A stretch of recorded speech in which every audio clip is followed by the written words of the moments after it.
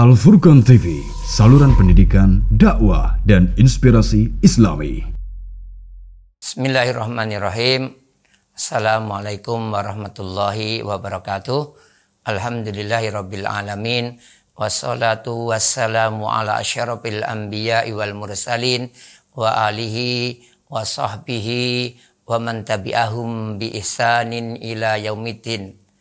Ma'asyiral muslimin wal muslimat. Beberapa ibadah Allah syariatkan untuk kita semua agar kita lebih tinggi kedudukan kita, agar lebih dekat keberadaan kita dengan Allah Subhanahu wa Ta'ala. Juga kita berharap dekat pula dengan Rasulullah ketika kita berada dari surga Allah Subhanahu wa Ta'ala. Di antara cara yang bisa kita lakukan, kita usahakan kita mencontoh Rasulullah Shallallahu Alaihi Wasallam. Di antara yang beliau anjurkan, yang sebagian ulama ini mewajibkannya, sebagian mengatakan sangat dianjurkan, adalah sholat gerhana. Khusuf atau kusuf tidak ada bedanya. Kemudian terjadi pada masa Rasulullah sekali kusuf, dan beliau melaksanakan sholat gerhana. Sholat ini agak berbeda dengan yang lainnya. Bahkan kalau kita lihat riwayatnya, perbedaannya lebih banyak lagi. Ada setiap rakaat, rukuknya 2, ada 3, ada 4, ada 5 bahkan. Rukuknya macam-macam. Namun karena ini kejadian sekali, maka ulama meninggalkan beberapa riwayat, mengambil satu riwayat yang terkuat, yaitu setiap rakaat 2 rukuk. Tata caranya tentunya adalah biasa, ketika seperti sholat biasa, cuma nanti setelah rukuk baca sami Allahu liman hamidah, setelah itu baca lagi. Jadi setelah rukuk baca sami Allahu liman hamidah, kemudian baca alhamdulillahirabbil alamin, arrahmanirrahim, dan seterusnya. Jadi kita gambarkan setelah kita baca surat selesai, kita rukuk, Allahu Akbar. Nanti sami Allahu liman hamidah, alhamdulillahirabbil alamin, Ar-Rahmanir-Rahim, Maliki Yaumiddin. Demikian. Jadi setelah sami Allahu liman hamidah, baca surat lagi, baca Al-Fatihah lagi, dan tentunya surat lagi.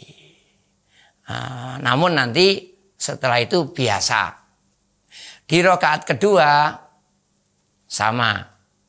Artinya baca Al-Fatihah, surat, rukuk, berdiri sami Allahu liman hamidah, kemudian baca Al-Fatihah, baca surat, kemudian rukuk, berdiri, kemudian baru sujud.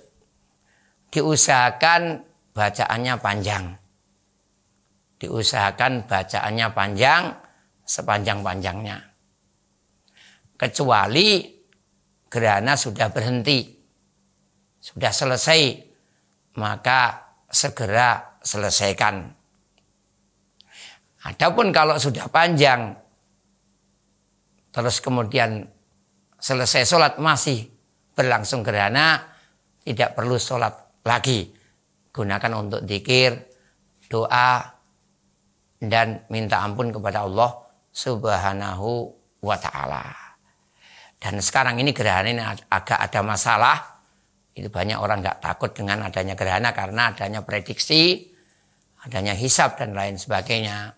Mari kita berusaha seperti Rasulullah, tidak menganggap biasa perkara-perkara yang ada. Rasulullah kalau mendung itu takut. Rasulullah itu kalau mendung itu pucat. Jangan-jangan turun hujan batu. Jangan-jangan turun musibah. Ketika turun hujan baru beliau lega. Mari kita bersikap seperti itu. Jangan-jangan ini bukan gerhana biasa, gerhana yang bisa menghancurkan dunia. Karena pernah terjadi, Mendung bukan hujan biasa. Hujan yang menghujani kaum Ad. Sehingga mereka binasa semuanya. Kemudian juga di antara usaha mungkin kita bisa lakukan untuk meningkatkan ketakutan kita. Ingatlah, gerhana bisa diprediksi detik menitnya.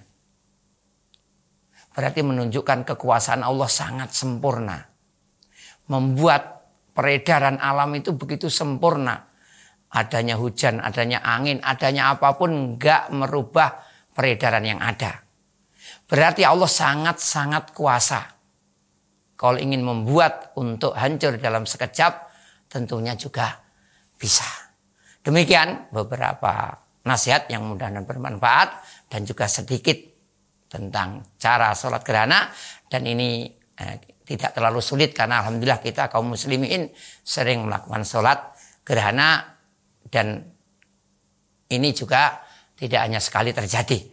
Gerhana bulan, gerhana matahari kita pernah melakukannya dan bisa kita saksikan di media-media zaman sekarang. Walhamdulillahirabbil alamin. Subhanakallahumma bihamdik asyhadu an la ilaha illa anta astaghfiruka wa atubu ilaik. Wassalamualaikum warahmatullahi wabarakatuh. Al Furqan TV, saluran pendidikan, dakwah dan inspirasi Islami.